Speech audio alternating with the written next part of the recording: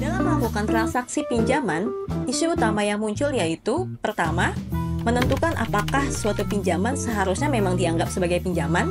Mengacu pada komentar pasal 9 OECD Model Tax Convention tahun 2017, kita tidak hanya perlu menentukan apakah suku bunga dalam kontrak pinjaman adalah suku bunga yang wajar, tetapi juga mempertimbangkan apakah suatu pinjaman seharusnya dianggap sebagai pinjaman atau sebagai bentuk pembayaran lain, seperti kontribusi terhadap modal ekuitas. Selanjutnya, kita juga perlu memahami karakteristik ekonomi yang relevan dalam transaksi tersebut. Beberapa indikator penting untuk menilai hal ini meliputi apakah ada tanggal pembayaran yang tetap, apakah ada kewajiban untuk membayar bunga, apa status pemberi dana dibandingkan dengan kreditur korporasi biasa, apakah ada perjanjian keuangan dan jaminan terhadap pinjaman yang dilakukan, lalu bagaimana kemampuan penerima dana untuk mendapatkan pinjaman dari lembaga pemberi pinjaman independen. Kedua, yaitu menganalisis hubungan komersial dan finansial. Kita harus menggunakan prinsip yang sama seperti yang dijelaskan dalam OECD Transfer Pricing Guidelines. Hal ini melibatkan analisis faktor-faktor yang memengaruhi kinerja bisnis di sektor industri tertentu,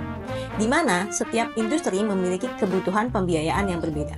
Dalam menentukan syarat kewajaran untuk transaksi keuangan, kita harus mempertimbangkan kondisi yang akan disepakati oleh pihak independen dalam situasi yang sama. Pihak independen akan mempertimbangkan semua opsi yang tersedia dan hanya akan melakukan transaksi tersebut jika memang tidak ada alternatif yang lebih menarik.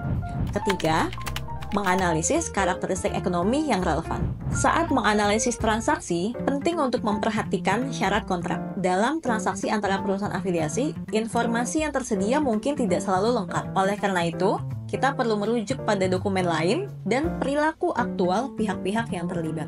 Selanjutnya, melakukan analisis fungsional.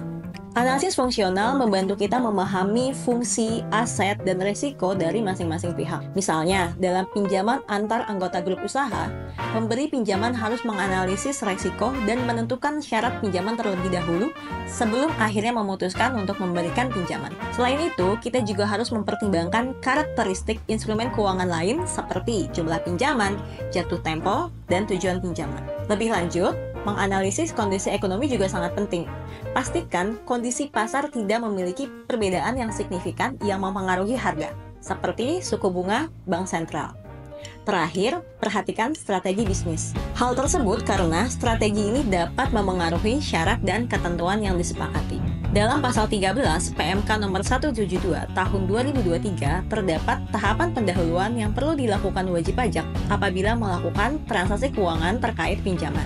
Antara lain, pembuktian bahwa pinjaman tersebut sesuai dengan substansi dan keadaan sebenarnya, dibutuhkan oleh peminjam, digunakan untuk mendapatkan, memelihara, dan menagih penghasilan sesuai dengan ketentuan peraturan perundang-undangan di bidang pajak penghasilan, memenuhi karakteristik pinjaman, memberikan manfaat ekonomis kepada penerima pinjaman. Lebih lanjut, jenis transaksi keuangan lain yang dijelaskan di dalam OECD Transfer Pricing Guidelines yaitu terdiri dari Treasury Function, Financial Guarantee, dan Captive Insurance. Dalam pasal 13 PMK nomor 172 tahun 2023 terdapat tahapan pendahuluan yang perlu dilakukan wajib pajak apabila melakukan transaksi keuangan lainnya, antara lain pembuktian atas kesesuaian transaksi keuangan lainnya dengan substansi dan keadaan yang sebenarnya, pembuktian atas jenis transaksi keuangan lainnya, pengakuan secara ekonomis dan legal oleh pihak afiliasi yang melakukan transaksi keuangan lainnya, motif, tujuan, dan alasan ekonomis transaksi keuangan lainnya, dan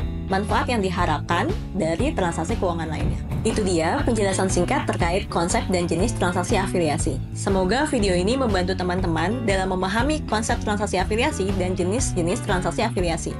Terima kasih sudah menyimak dan sampai jumpa di microlearning berikutnya. Dadah!